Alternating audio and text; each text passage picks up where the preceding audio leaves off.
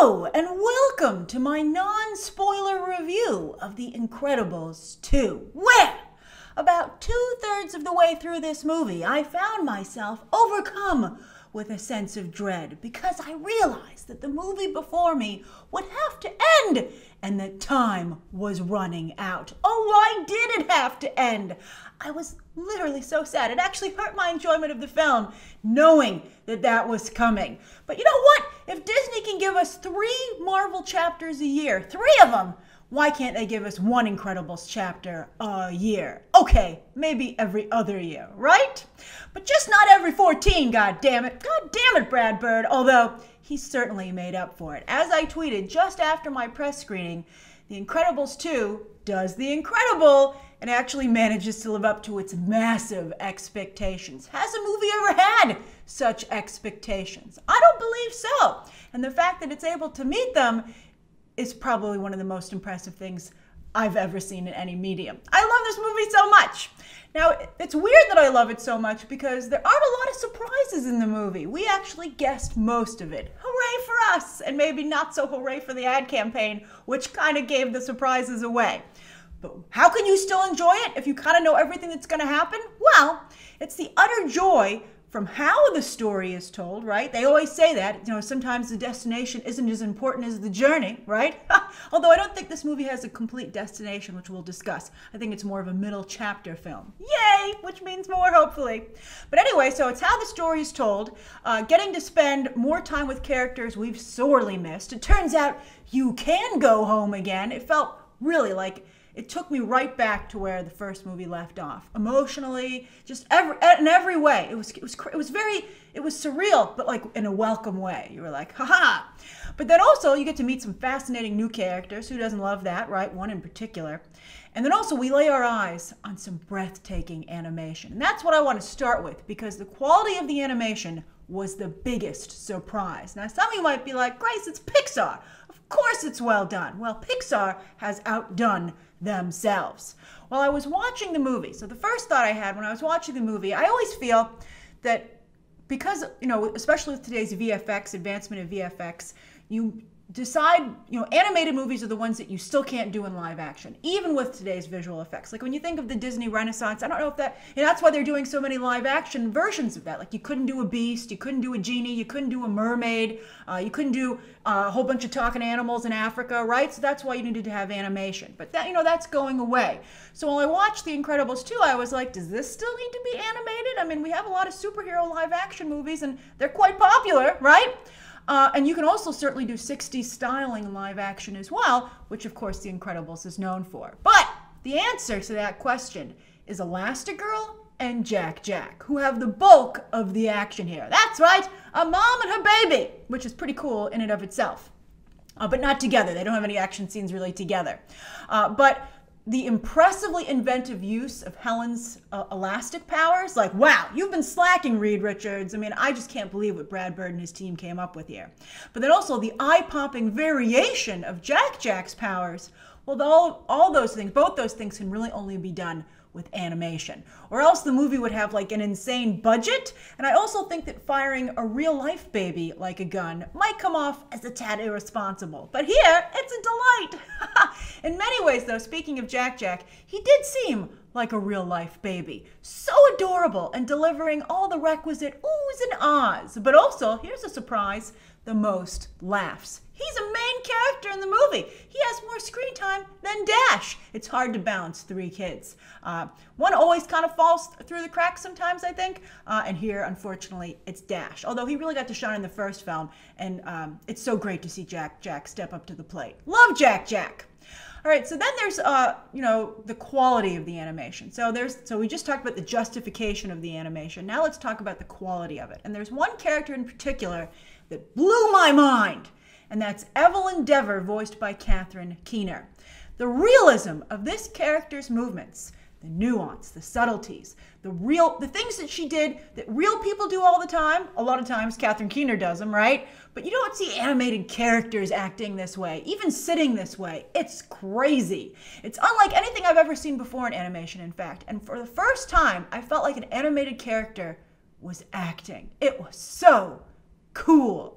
It's amazing. I mean, all the animation is good, but for some reason this character really stood out. I'm still trying to figure out exactly why that is. I think part of it is the real world aspects to the character. You know, slouching, sitting like in, you know, all the flaws that real people have that are rarely present in animated characters who have excellent posture for the most part. Or if they have bad posture, it's exaggerated. It's not as realistically subtle as Evelyn's bad posture. It's so good. Now, of course, though, there is a very strong assist from Keener herself doing the voice work. And all the voice work here is jaw-droppingly good. Everyone's acting their hearts out. And I have to, on that note, you know, it's hard to pick a favorite, but if I had to, it would be Holly Hunter, Bob Odenkirk, so good, and Keener. Although, while I was writing my notes, I thought about it, and I was like, how can I not give Craig Nelson a shout-out? Because, you know, and his voice is softer and warmer, so it's not as immediately maybe as impressive or as fun as those other actors, but he has to portray such a roller coaster of emotion. He really is the MVP of the film, acting-wise. But it's not just the voice work from the actors that's excellent, it's the selection of the actors themselves. Really quirky casting. I love that. So the result is the quality of the voice work, and then the choice of the actor, and the animation itself, all together creates these really realistic characters with extreme depth. It was, again, I think it's a new level of animation. That's something people should be talking about, and I hope that they do. You know, they haven't been able to play up The Incredibles 2 so much because Disney has so many other movies to promote, but I hope that, you know, once maybe it is released and everybody gets a gander at this thing, people do talk about the leaps and bounds that have been made here in terms of the craft of animation. Wow. Wow, wow, wow. I can't wait to see this movie again. Now, how is the story told? Well, The Incredibles 2 goes above and beyond multiple times. In fact, I think the best example is one fight. I don't want to give anything away. Don't worry, non-spoiler review.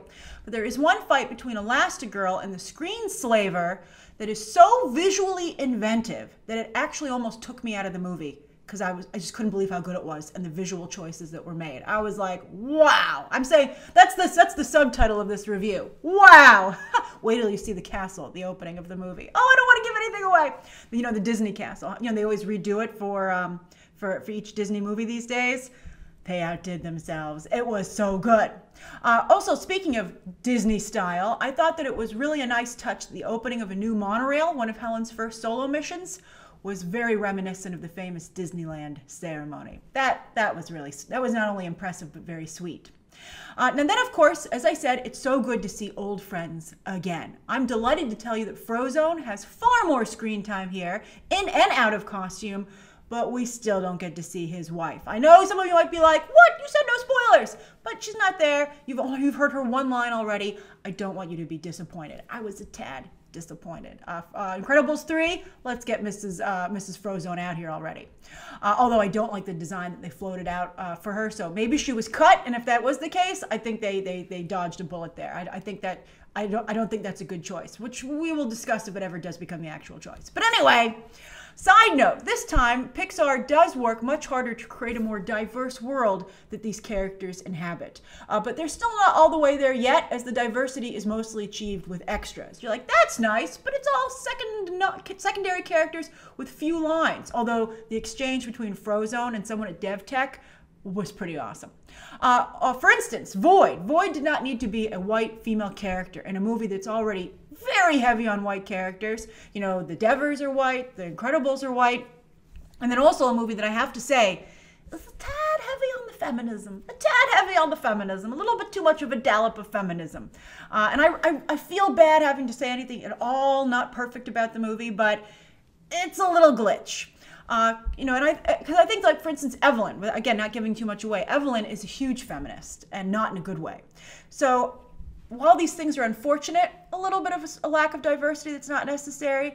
And again, while it's great that they up the extra diversity, it only calls more attention to the lack of diversity in the lead. So it's, you know, it's a double-edged sword. I was going to say damned if you do, damned if you don't, but if they had just made Voyd a character of color, and I think a guy, quite frankly, they would have solved all their problems. And also I would have toned down Evelyn's feminism. I think it was just a bit too much. But none of this derails, and again, a wow movie. A wow. It's a wow.